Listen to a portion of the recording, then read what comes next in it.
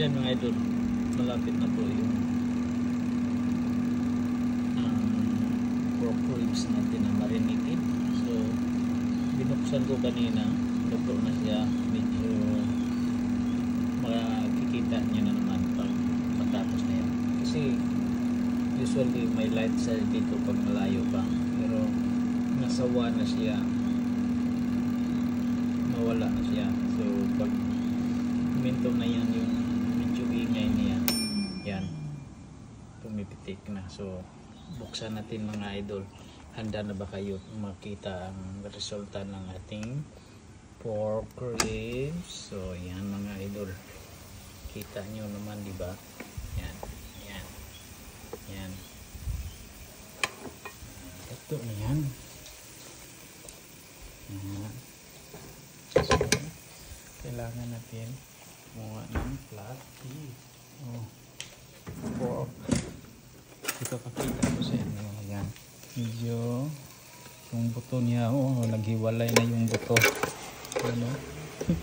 Naghiwalay na yung mga buto. Ito yon. Yan. Oh, biglang. Dahil sobrang lambot niya mga lods, yung buto niya humihiwalay na.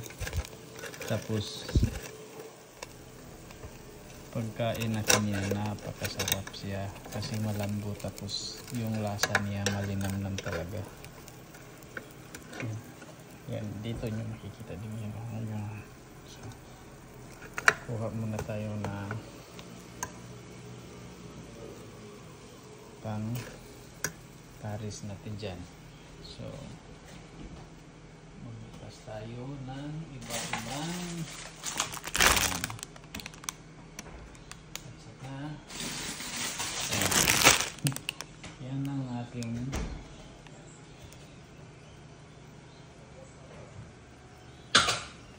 kainin natin. So,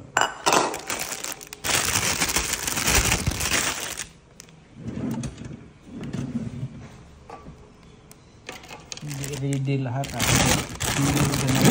na biglaan kasi yung naisip ko kasi wala tapos. Kaya yan lang.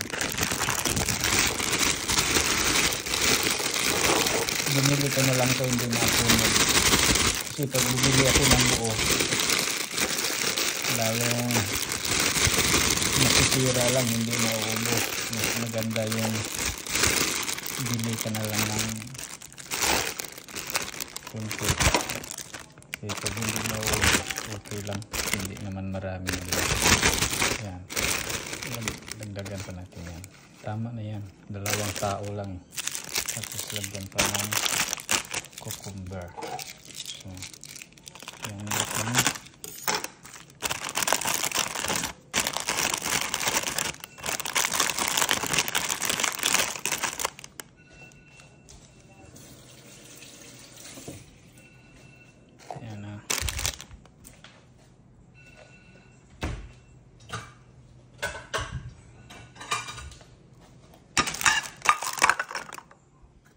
Ilipat na natin yan.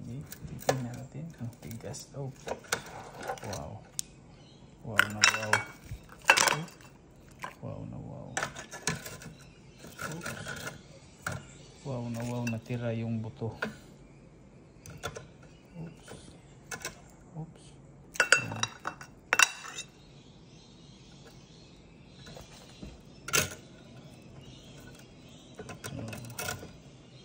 Yan.